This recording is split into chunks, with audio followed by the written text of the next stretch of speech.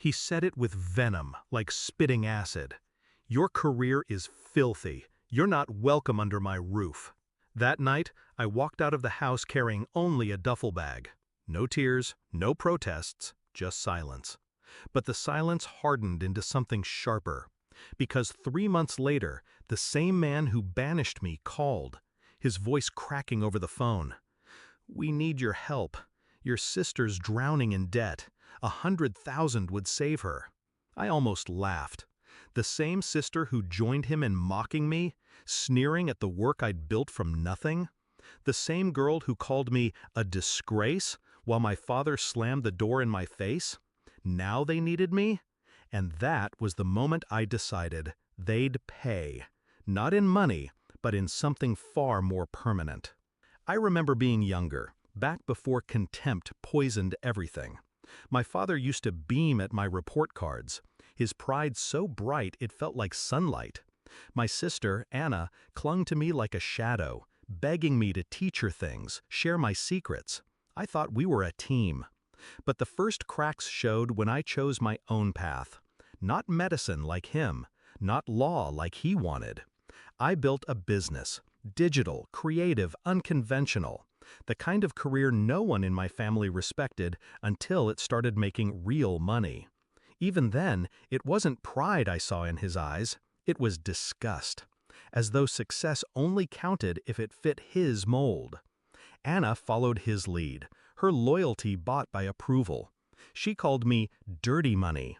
She said I'd embarrass the family name. And then, the day he kicked me out, she cheered. That was the night I buried my old self. The betrayal taught me to watch patterns. Words didn't matter, actions did. When they asked me for help, I didn't say no immediately. No, I let them believe I'd consider. I listened to their sob stories, nodding quietly. I asked questions. How much debt? Which creditors? What deadlines? They thought my silence meant hope, but all I was doing was mapping their weakness. I found out Anna wasn't just in debt. She was reckless. Gambling online, taking loans in her own name, in my father's name, even forging signatures. My father's retirement was already gone, swallowed by her addiction. They weren't asking for $100,000 to save her.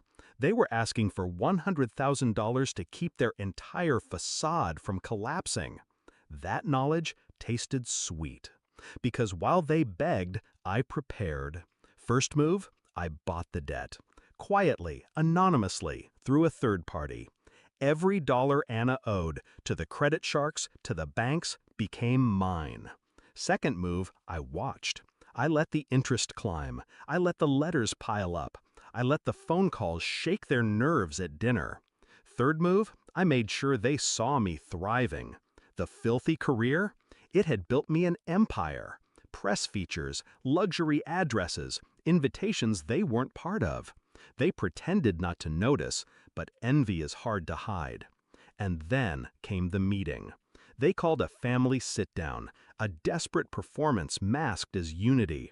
My father tried to sound firm, though his voice quivered. "You owe it to your blood to help us. We raised you. We sacrificed for you." I smiled. "Did you? Or did you throw me away the moment I didn't fit your script?" Anna slammed her hand on the table. "Stop being dramatic. Just transfer the money. You have it. We don't." That's when I slid the folder across the wood. "Then I guess you won't need this," I said softly. Anna snatched it up, expecting a check. What she found instead? Contracts, transfer notices, ownership stamps.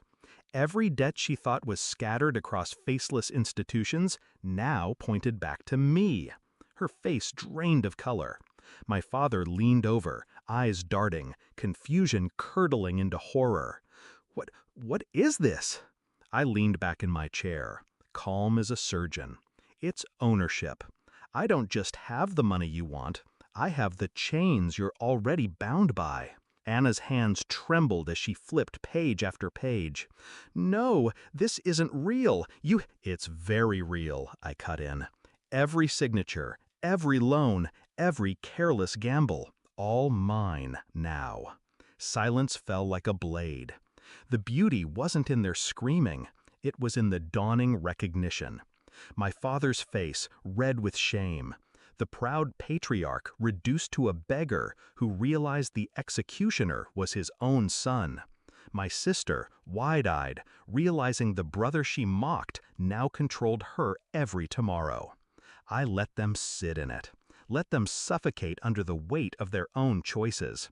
Then I delivered the final twist.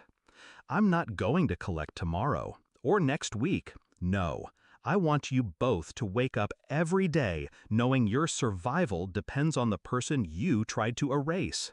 That's the price. Anna broke first, screaming, cursing, begging.